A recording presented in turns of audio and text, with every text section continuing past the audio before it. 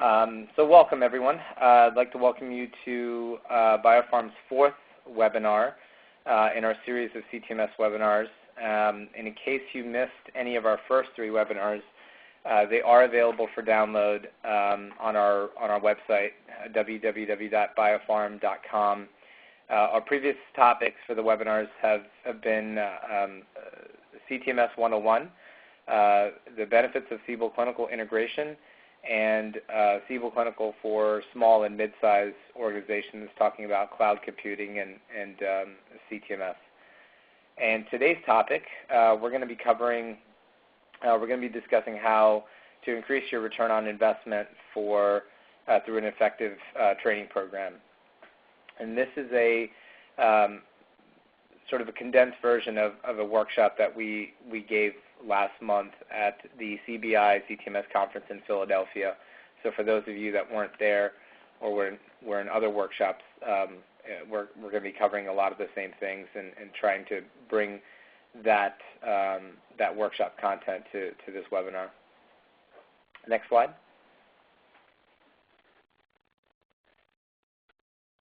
So let me start by introducing myself. My name is Param Singh, and I'm the Vice President of the Clinical Trial Management Solution Practice at BioPharm Systems. I've been working in the industry since '99 and have almost exclusively been working with Siebel Clinical during that time.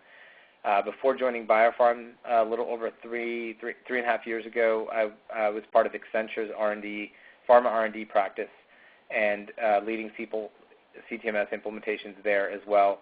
And overall, I've been part of 15 implementations of Siebel Clinical now. And these vary from implementations for pharma, for CROs, for medical device companies, and also range from anywhere from 30 users to global implementations of over 4,500 users. And each type and size of organization has its own approach to selecting and implementing the solution, and as well as training. And so we're going to cover a lot of those differences today as well. Next slide.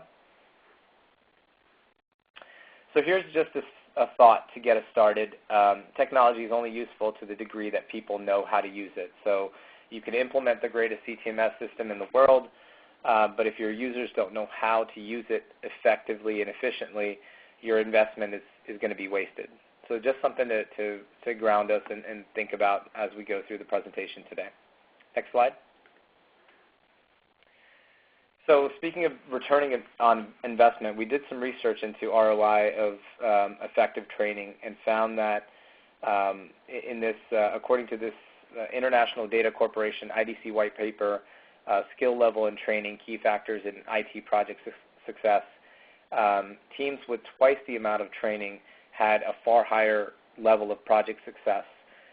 In fact, projects where 7% of the project budget was spent on training were significantly more successful than projects that only 4% of the budget was taken to training. So in short, you won't see the bottom line benefits of your new CTMS unless your end users are fully prepared to make that transition. Next slide. So let me just go over the agenda for today.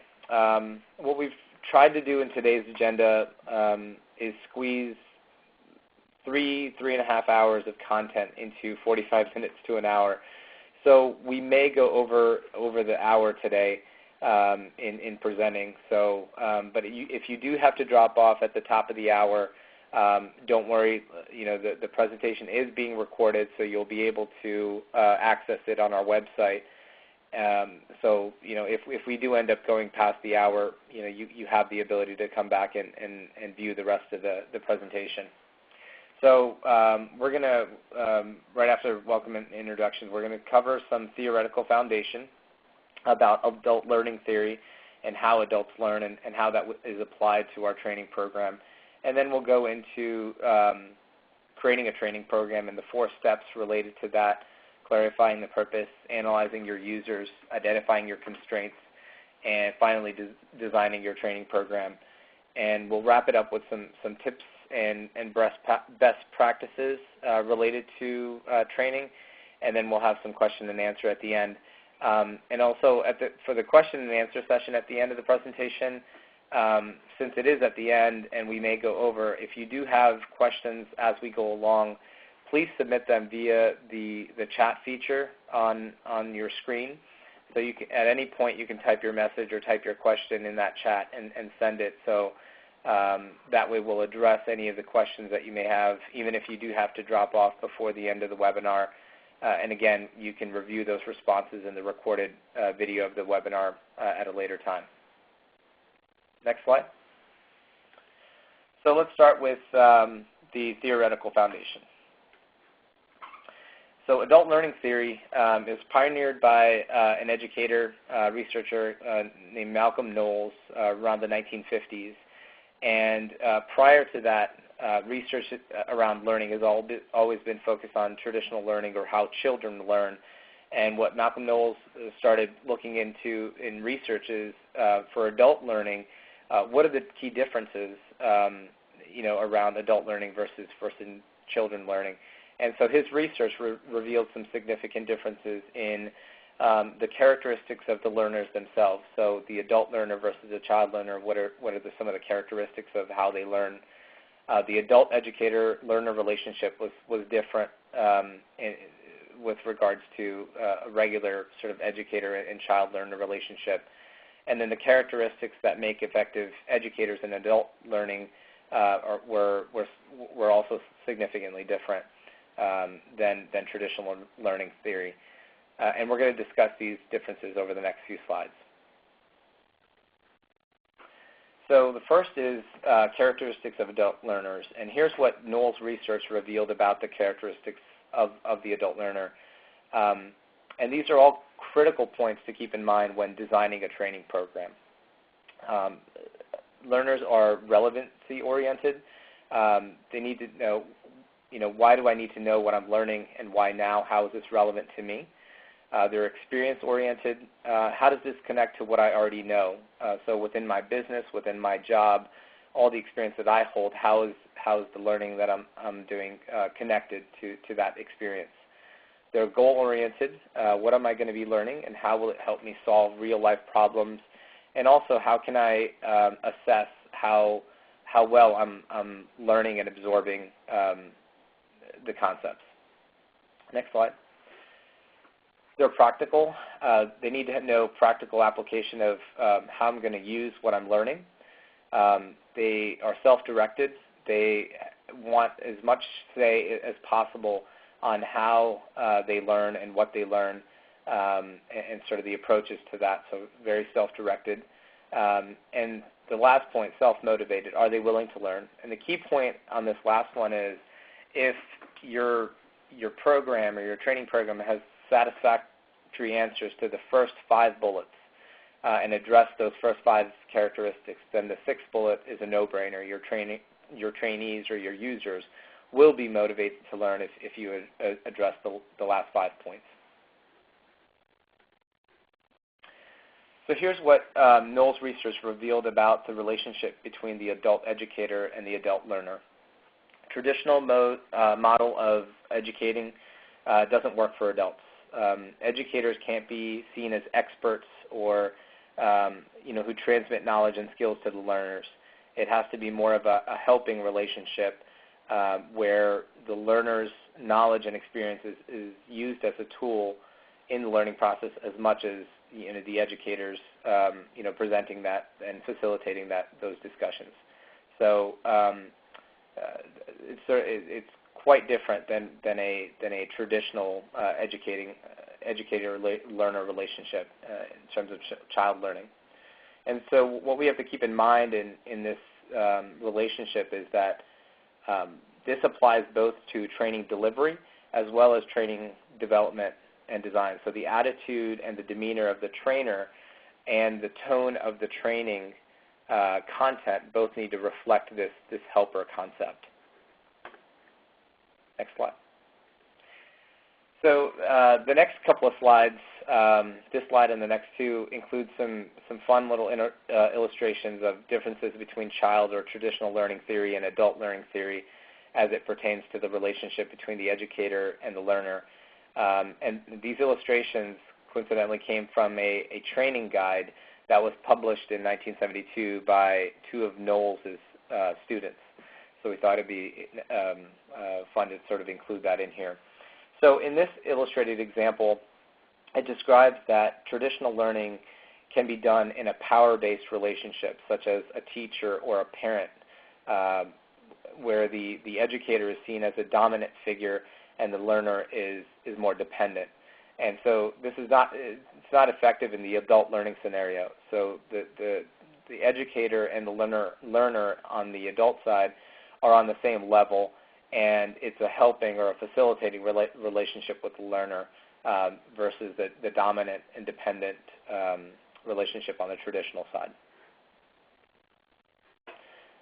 The next illustration describes the communication in the learning scenarios. In traditional learning, the communication is primarily one way, in that the educator is communicating information to the learner and the learner just absorbs. The learner's experience is not valued in this scenario, whereas in adult learning theory, the experience of each learner is valued and is used as a resource in the learning process. Next slide. And in this last illustration, it describes the content or what is being learned. And in traditional learning, the educator is, what it says here, is the curator of knowledge of the past, which means what's being taught is information that is already established or problems that are already solved. And teaching those are seen as giving the learner tools for future problem solving. Whereas in adult learning, the educator and the learners work on relevant problems of today which need a solution. So it's working on today's problems. So here's what Knowles' research revealed about the qualities of an effective adult educator. And again, this applies to training development as well as training delivery. So this first slide pertains to designing the training courses or the content. So we have to design the training course and material around the characteristics of adult learners. So it has to be relevancy oriented, so relevant to the current or upcoming situations. It has to be experience oriented, build on previous experiences of the learners themselves.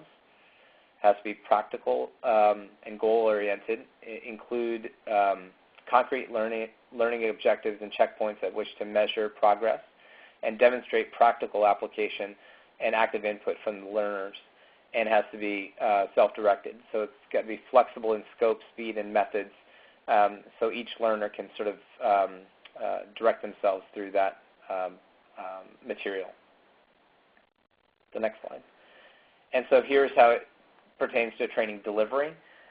So delivering the training courses and material while exhibiting the qualities of that helper educator. So you have to be genuine, good listener, patient, empathetic, respectful, and flexible, interested in topics and the learners. And the last couple points are pretty key. So when you're sharing your own perspective, it's that of just one person and not necessarily the definitive answer. And so you view yourself as a resource to be used by the learners rather than as the expert in the topic. So that's what makes an effective adult educator according to those theories. So again, that was just a little bit of theoretical foundation just to ground us a little bit and get us started. And we're going to actually revisit that a little bit as we look at some of the key methods that we choose or we have at our disposal for delivering training. So we're going to move into creating a training program. So the process of creating an effective training program can be broken down into these 4 steps. We're clarifying our purpose, analyzing our trainees or users, identifying our constraints, and finally designing the training program that fits all of that. And we're going to actually spend the rest of the webinar on this process. So the first step is to really get clear on what you're trying to accomplish within your training program. You'll want to think about it in terms of short-term, intermediate, and long-term goals. And the last 2 are going to be the critical ones for maximizing your return on investment. Also, as you're defining these, you have to keep in mind your departmental goals, so within clinical operations, for example, as well as your company goals. So it has to be aligned. The purpose has to be aligned with both of those. So sort of the smaller goal around the department as well as your overall company goals. And on this slide, actually, if you can go back, sorry. On this slide, we do have some very high-level results, desired results listed. And they're essentially on defining factors of what belongs in each bucket. So short term, you're going to be focused on minimizing productivity loss and in essence, just getting the new system live and not disrupting sort of day-to-day operations of your users. Your intermediate goals could be increasing efficiency. So really focusing on, once the users feel comfortable and performing their jobs using the new system or using the new process, you'll want to help them retain what they know and begin using some best practices and shortcuts and increasing efficiency.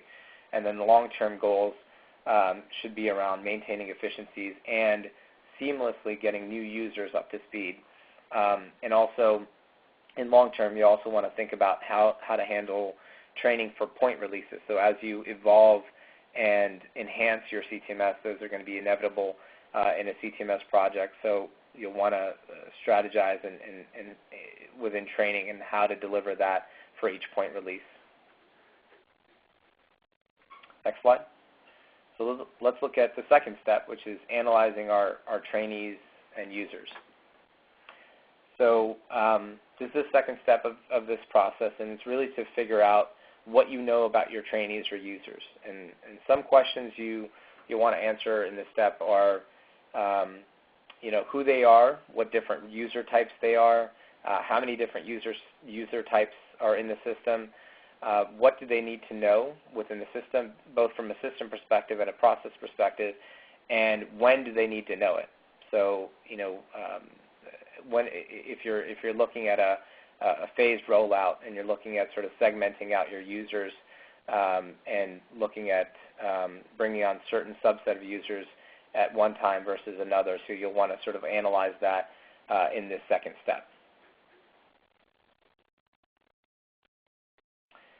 And now we'll move on to the third step of the four-step process, and is identifying your constraints.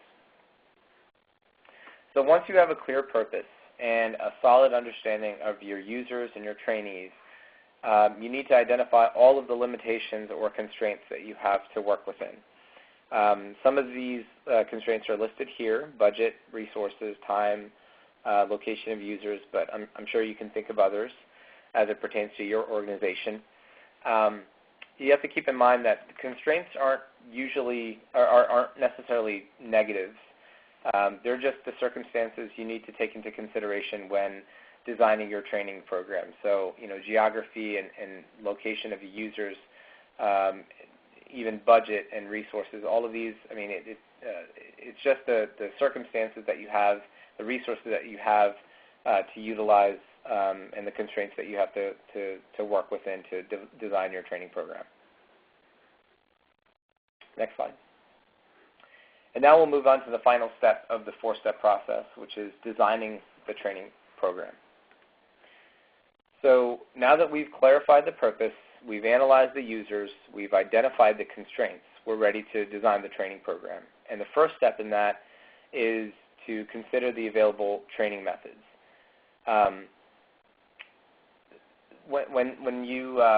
So the first thing you want to do is consider your various training methods that are available. And then you look at each method, and in light of what you've learned in steps 1, 2, and 3 of the process, the most effective combination of methods is going to become clear. So for the next few minutes, I'm going to introduce several available training methods and explain each method, and we'll try to tie it back to the characteristics of the adult learner as we discussed in the beginning, just so we see how that ties back to that. So for the list that you're looking at here, this is the methods that are used during initial rollout, and we're going to cover each one of these. Next slide. Lectures or seminars. This is where the trainer presents to a large group It includes live demonstrations on how the software works or how to perform common tasks. It works well for a group of 20 to 50 sort of larger groups where you're just demonstrating it, and it's really the most popular type of training. Next slide. So the pros of this is it's good for beginners who have no foundational knowledge or experience, but the drawbacks of it is it's not ideal for topics that require trainee interaction or role-playing to reinforce concepts, because all we're doing is demonstrating this, so we don't really give the users the ability to practice within the system along with what they're learning. So as it relates to the characteristics, it appeals to, it's relevancy-oriented, experience-oriented, goal-oriented, but it doesn't give any practical application. It's not self-directed. It's not self-motivated. Next slide. So instructor-led training, classroom style with hands-on practice. This is where the trainer still shows how the system works and how to perform certain tasks and demonstrating it in the system, but the users follow along when the trainer is doing that demonstration, and then users have the ability to practice those exercises with the trainer present to assist them. This is usually effective for smaller groups, 15 to 30, depending on how many trainers you have within the room. So with this, the pros of this scenario are it helps reinforce training concepts because they're actually getting practical application. They're in the application as well, and so it helps users retain that information through that practice. The cons are, it does require each user to have a computer with an internet connection. So just from a resource perspective, what you have available, it does, require sort of a little bit more logistical coordination. So as it pertains to characteristics, though, it really appeals to virtually all of them. It's relevancy-oriented, experience, goal-oriented, practical, and self-motivating. It's just not self-directed because they're still sort of walking through the practices, within the constraints of the training of the classroom.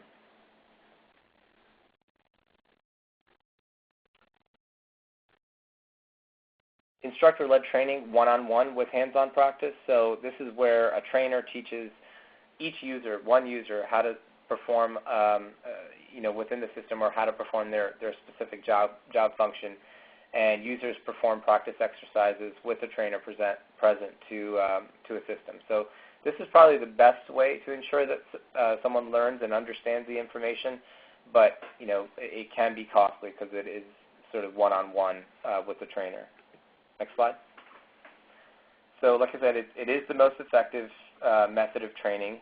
Users learn and practice only what is relevant to them, but it can be quite expensive and time-consuming to train, an entire sort of department one-on-one. So it does appeal to pretty much all of the characteristics. It's relevant, it's experience-oriented, goal-oriented, practical, self-directed, and self-motivated. So like I said, it is the most effective, but more often than not, you're not going to have an ability to execute this, every time, just with the budgetary and time constraints that most organizations have. Next is computer-based training. It's pretty popular these days, where individuals, users complete one or more training modules at their own time on their own computer in their workspace. It's usually interactive, so there's some exercises and knowledge checks built in. Next slide. So the pros of this is it's self-paced, so users complete their training at their own schedule, useful for groups with diverse user roles and a wide range of software skills, provides objective assessments of users' understanding of what's being taught, and can be used later as a refresher, and it's cost-effective if you have a large user group. Obviously, if you have a pretty small user group, investing in a computer-based training model is going to be quite an investment, so it usually becomes cost-effective as your sort of organization grows. The cons of computer-based training is it can be expensive and time-consuming to create. It's not cost-effective for smaller groups, and some users have trouble learning without, that human interaction, that one-on-one with the trainers, your CBTs or your platform that you use for CBTs also needs a support team, just like any other software, for questions, troubleshooting, and enhancements and updates. So computer-based training actually appeals to virtually all of the characteristics of adult learning as well, except for that it's not practical. It's just based on what modules that are set up in the CBT modules. Book-based training. This is individuals, users complete workbook lessons on how to perform common tasks. It's usually illustrated with screenshots, just a basic sort of approach to training. Next slide. So the pros are, it's still self-paced.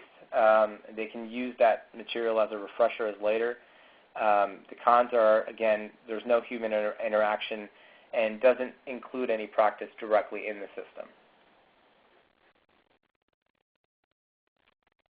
Combination training. So, and this is what most organizations end up going with at the end, is combining one or more methods of training, such as lectures and seminars followed by a CBT course, or a book-based training combined with access to a sandbox where they can, get some practical use out of what they've learned through the book-based training, or a CBT course followed by optional Q&A seminars, so they can have that interaction, again, human interaction to ask those questions that are relevant to their job function.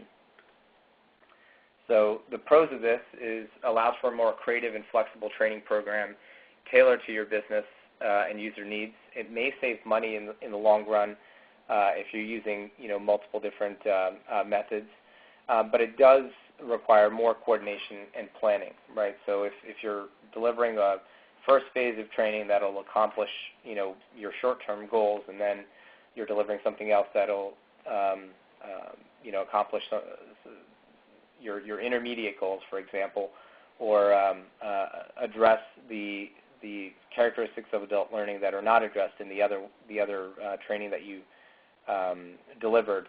It's just going to require more and more coordination and planning on that in that regard. So that was all the methods related to initial rollout. So what you're doing as part of the project for initial rollout and getting users on the system, again, from a short-term perspective. Now, longer-term support methods are listed on this slide, and we're going to cover each of these fairly quickly as well. So work instructions, written, printed, or electronic, step-by-step instructions for completing a specific task. They have also not only system guidance, but process guidance embedded in the steps taken in the system as well. Users use work instructions to guide them as they perform the task, so they can have the system open while they're sort of walking through this work instruction. Next slide. So these are useful for complex tasks or tasks that are controlled more by business process than system functionality. They can be customized by users. If you give them work instruction, they can put in their own notes, typically.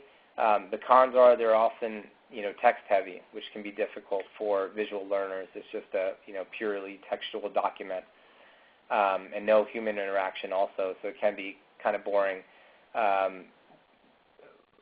it pertains to these work instructions. But as it relates to the adult learning characteristics, it appeals to all of them, because in conjunction with being in the system, these are relevant, they're experience-oriented, goal-oriented, self-directed, and self-motivated. So the work instructions sort of meet all those needs. In application help articles, they're similar to work instructions, but they're embedded in the help function of the system.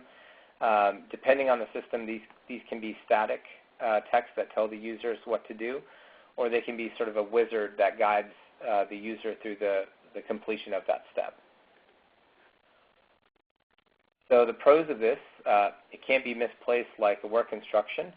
It's always present in the system. It's easy to maintain. Users are always working with the most current version, so you don't have this issue where if you're issuing a new version of a work instruction that you run the risk that people are using the old version. So if it's in the system, it's sort of controlled that way. The cons of this system is it can't be customized by users by adding notes. So the help feature in the system is not, they can't write their own notes on it, and it can't be reviewed outside of the system. So with most of these, it has to be sort of embedded and deployed within the system and also reviewed within the system. Job aids and quick reference guides. These are single-page documents designed to be printed, posted, and glanced at as needed. These can also be short videos. They're often visual. They can include brief explanation, steps to take, or checklists. And users reference them or refer to them only when they need a reminder. So they're just quick reference guides that, for specific tasks that, they can refer back to rather than opening up a user guide or other documentation. So pros, these are great for short tasks that are either not performed often or they're performed by users who are not often in the system. So they're not really good for complex tasks. They're really good for those one-off short tasks that you do in the system, and they're excellent for visual learners. Their drawbacks are they're not good for original learning. So the user needs to have a good foundation understanding of the system and the process first before they can utilize these quick reference guides to help them through that task. And again, they're good for short tasks, not complex topics or tasks. And they appeal to all of the characteristics except for experience-oriented. So they're relevant, they're goal-oriented, practical, self-directed, and self-motivated.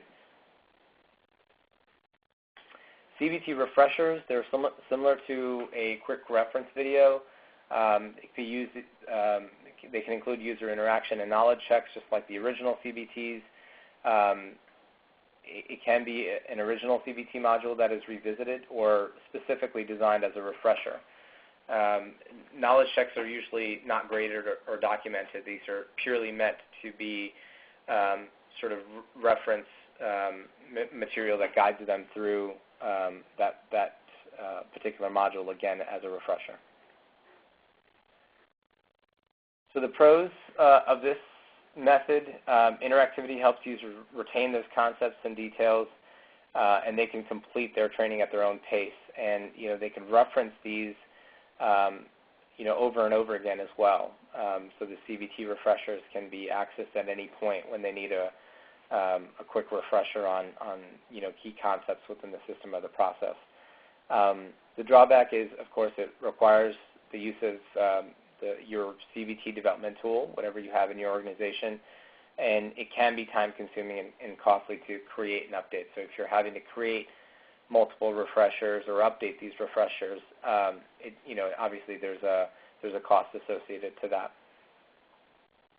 So as it appeals to the characteristics of the adult learner, it's, again, relevant, it's goal-oriented, self-directed, self-motivated, but as you're dealing with CBTs, you're not directly in the system, so there's no practical application of it, and it doesn't bring in the user's experience, so it's not experience-oriented either. Focus sessions, they're brief in-person meetings during which a specific topic or task is presented and discussed. They're really short meetings that, 5 to 10 minutes in length, just covering a key topic or a best practice. They can be added to regular weekly or monthly team meetings, or can do like a lunch and learn type of scenario, but these are pretty effective when you can reinforce a certain topic at some of these key meetings through these focus sessions. The pros, they're good for tasks that can be adequately covered in a short period of time, since you only have 5 or 10 minutes.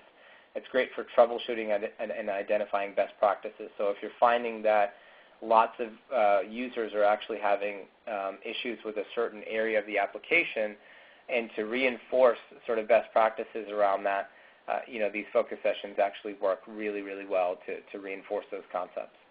The cons are, it can be challenging to gather everyone together in person. So the best way to do it that we've seen is sort of piggyback off of existing meetings and just saving 5-10 minutes to, again, reinforcing some of those concepts. Quick tips. These are, brief reminders, tips, tricks, best practices, and did you knows. You can send them via email to a specific distribution list, or they can be in a regular newsletter or on the system's homepage or something like that. So these are just things that, again, help reinforce certain concepts and best practices within the system. So the pros are it keeps the system in the forefront of the user's mind and, again, helping reinforce information provided through the other methods. It's not good for original training, obviously, so the user needs a good foundation understanding of the system first. But, since these are being sent out in email or on newsletters and things like that, they can be easily ignored or overlooked. So they are relevant, they are goal-oriented, and they're depending on how you design them, they can be practical. But again, they're not self-directed or self-motivated or experience-oriented. User support meetings. These are regular weekly, bi-weekly, monthly meetings to include users, super users, trainers, and IT representatives. And this is really, there's no structure to it, so there's no presentation. It's just focused on sharing ideas and gathering feedback. So they're not highly structured, but having topics planned can make them more productive. So we can, let's focus on payments this time, or let's focus on the trip report this time. So it's just to, again, just share ideas and get feedback from the users, and sort of use that to facilitate what other methods that we need to deploy for refreshers and reinforcing the concepts that come out of these sessions. So pros, they help identify best practices, do's and don'ts, system bugs, and enhancement requests. Help users understand how others are using the system as well. So you get a bunch of users in the system to talk about how they're using it, and they can share those ideas in these meetings. The cons are these are only useful after users have been in the system for a given amount of time. So they have to be very familiar with the system for these meetings to become beneficial. So this is something that you'll plan for after go live, after a certain amount of time that they're in the system. So these meetings, as it appeals to those characteristics, again, it's actually experience-oriented, self-directed, and self-motivated in this example, because they're actually bringing their experience with the system and with their job to these meetings. But they're these meetings aren't practical. You're not in the system. They're not goal-oriented. It's just sharing information and feedback, and they're not relevancy-oriented either. So considering the goals, so based on what we've learned so far, it's time to determine the right combination of training methods for your organization. So when trying to answer that question, you have to consider these points. Leverage what already exists. So tools, manuals, CBT modules, CBT tools that are available. You have to think short-term, intermediate, and long-term. So don't just focus on the initial rollout. Look at sort of the intermediate and long-term goals for your organization as well. Make sure the plan is scalable. So you're not going to be able to plan for everything in terms of training right off the bat. So make sure your plan is flexible and scalable, so we can address people's needs as they evolve. and then you want to account for point release training. So, as you include additional enhancements within the system and you have point releases, how are you going to roll that training for that additional piece of functionality out to the users? So in most cases, if they're small, sort of point releases, you can probably utilize the methods that we looked at for intermediate and long-term methods to do that, because they'll just be modifying what they already know. But if the point releases are major, then you'll need to utilize some short-term methods, by and incorporating maybe a focus session or issuing new job aids and things like that out to minimize productivity loss. So let's imagine a scenario. So the results of us walking through steps 1, 2, 3 has helped us identify this particular scenario for this organization. They have 300 users that are going to be using the system. These users are spread out into 2 countries and 2 primary languages.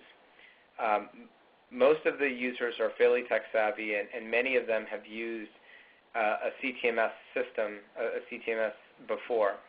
And all users are going to go to the new CTMS simultaneously. So it's not a phased rollout. It's sort of a big bang rollout for all the users. But you do have a limited budget, and your in-house training department does have resources available to help both create the training materials as well as deliver the training. So with this specific scenario, and these are the things that steps 1, 2, 3 have helped us identify our goals, our users, and our constraints. Let's look at the next slide, which is one particular scenario, one possible approach to that scenario. And again, with each of these, as you look at it, there's probably multiple solutions that we can deploy, but here's a sample solution. So we're going to create a CBT self-training course with several modules, and then we're going to translate it into that second language. So we've addressed that user constraint. We're going to grant users access to a sandbox environment to give them practical application of what they're learning in the CBT. Require all the users to complete self-training on the applicable modules by a specific deadline. After the deadline, allow users to attend optional live WebEx question and answer sessions. And we're going to hold quarterly user meetings to solicit feedback. And over time, we're going to create job aids and in-application help articles for frequently asked questions. So that's the sample solution that we're going to deploy based on that scenario. So let's look at it. Was this a good solution? So it's scalable. So the CBT courses can be used by new employees and not just the initial wave. So as you get new employees, they'll sort of go through the same approach to training. And only the applicable modules need to be completed. So depending on your job function, you may have a subset of those CBTs that need to be executed. It's budget-minded. It saves on travel costs for trainees and trainers. It saves time managing live training logistics. It saves time that might be wasted by having savvy users sit through a class. So if you have savvy users and you're going through sort of basics of how to navigate through the system, they're going to get bored quite quickly. So this way you sort of sidestep that and have savvy users sort of go through the CBT at their own pace. It's flexible. Users control their own pace of training. Their users are able to practice on their own since we gave them access to a sandbox environment. And then the optional Q&A sessions provide extra support, but only if it's needed. So they're not required to go through that for any reason. It's just there, as an additional resource. Long-term oriented. There's built-in mechanism for collecting system enhancements and training support requests. So with those quarterly meetings, not only are you addressing feedback and that you can focus additional training on, but you're also collecting system enhancement requests as well during that process. So now that we've discussed all 4 steps involved in creating an effective training program, let's discuss a few tips and best practices.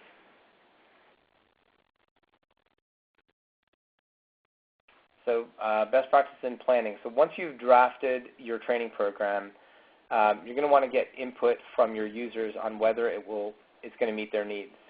It's impossible to think of everything and plan for it in advance. So you'll want to make sure that it's flexible enough and scalable enough to do that.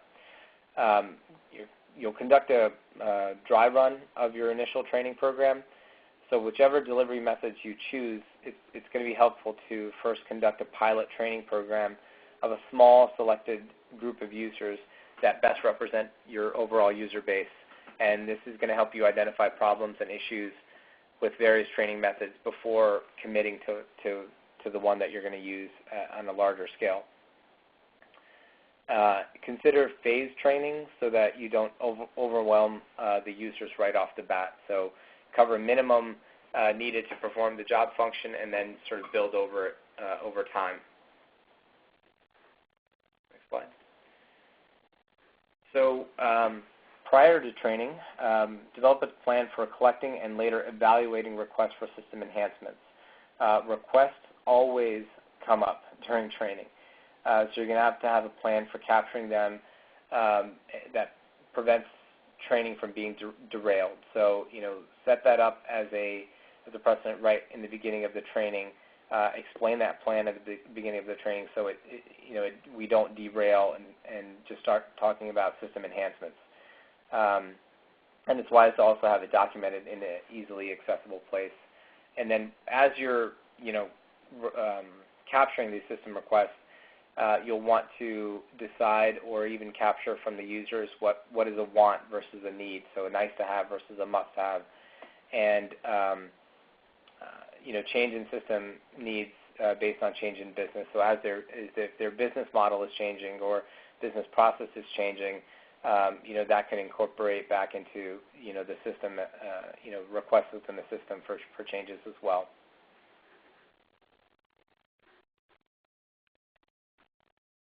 Provide trainees with a sandbox environment that mirrors production. So a pristine and training environment would be good with real study data. So it's relevant study data in order to make the system look like as it will in production. And it allow participants. This allows participants to associate what they know to what they're going to be trained on. So the sandbox environment allows them to do that. One of make sure users have appropriate system and record level permissions prior to training.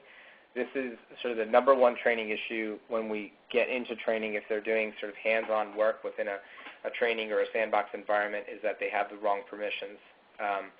So they don't have the access to look at the appropriate screens or views or look at the appropriate data within the system. So make sure that that's done before training. And during training, when you're doing the demonstrations of the system, have the trainees close their laptops. They may be following along within the system, but they also may be on their email and other things. So just to minimize distractions, have them close their laptops until it's time for them to do their sort of hands-on work within the system. And the last sort of best practice that we have is related to executives. You want to get your executives using the system early.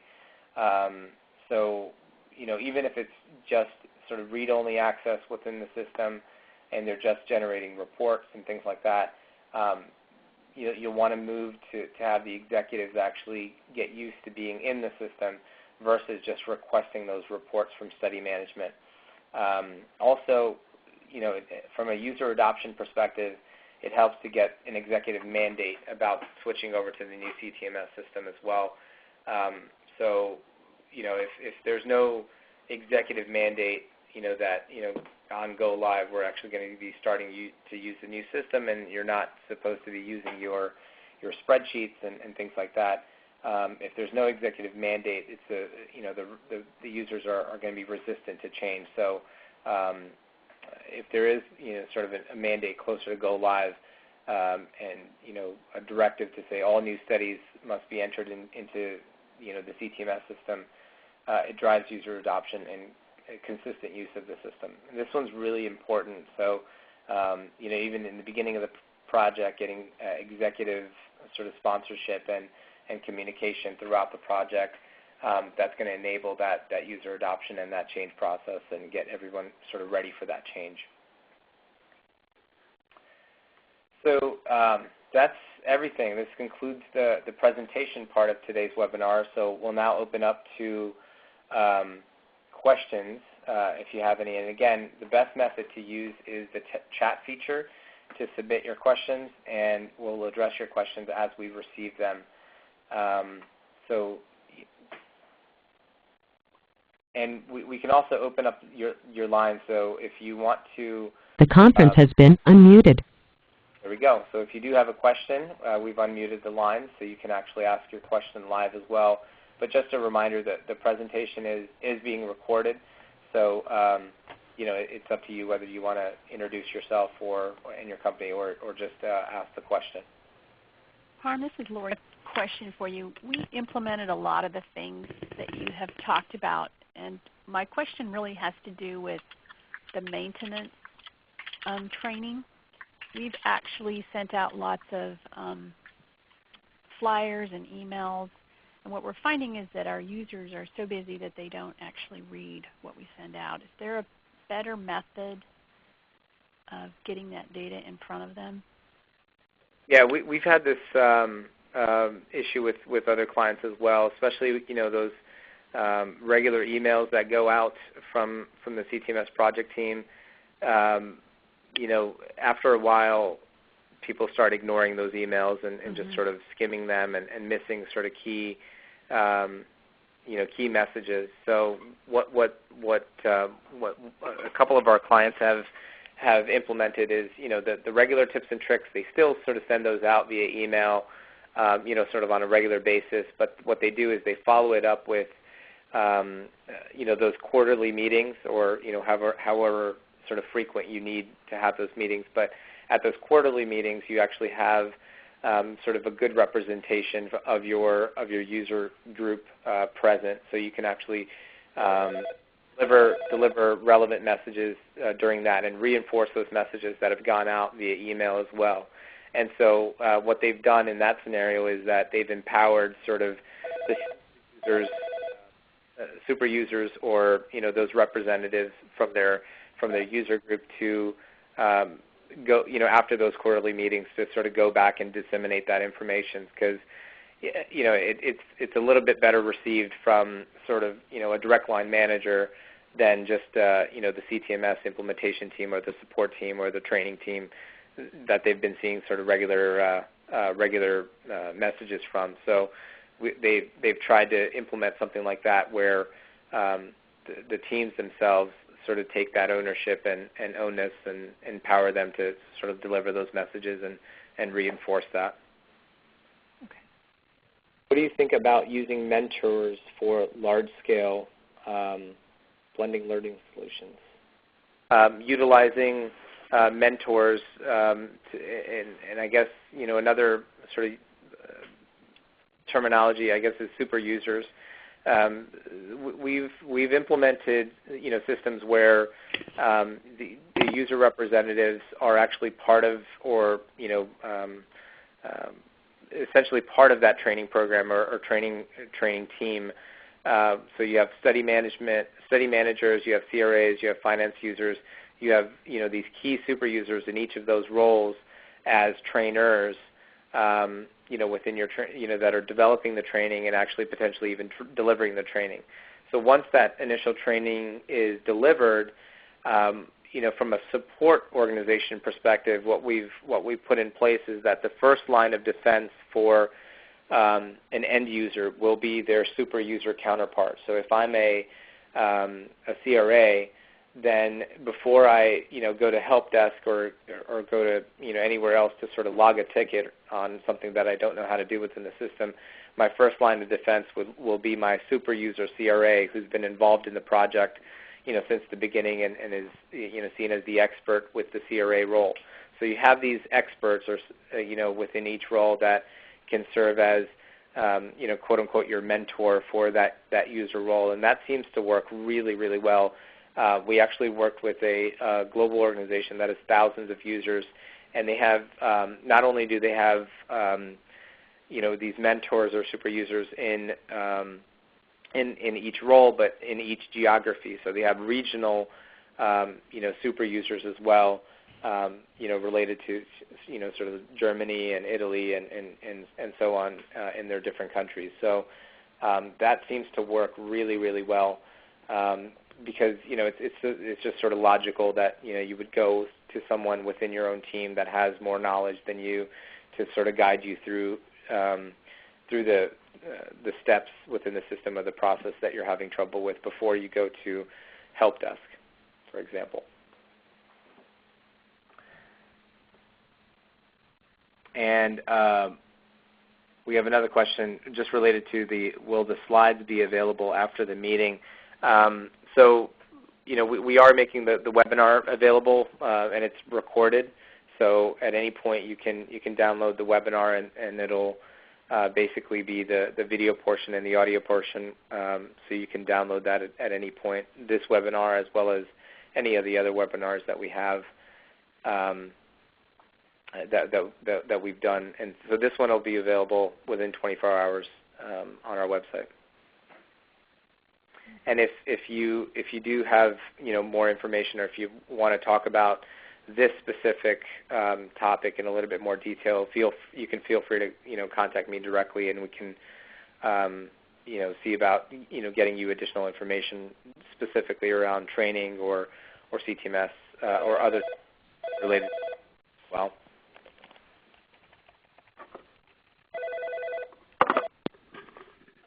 Great. So.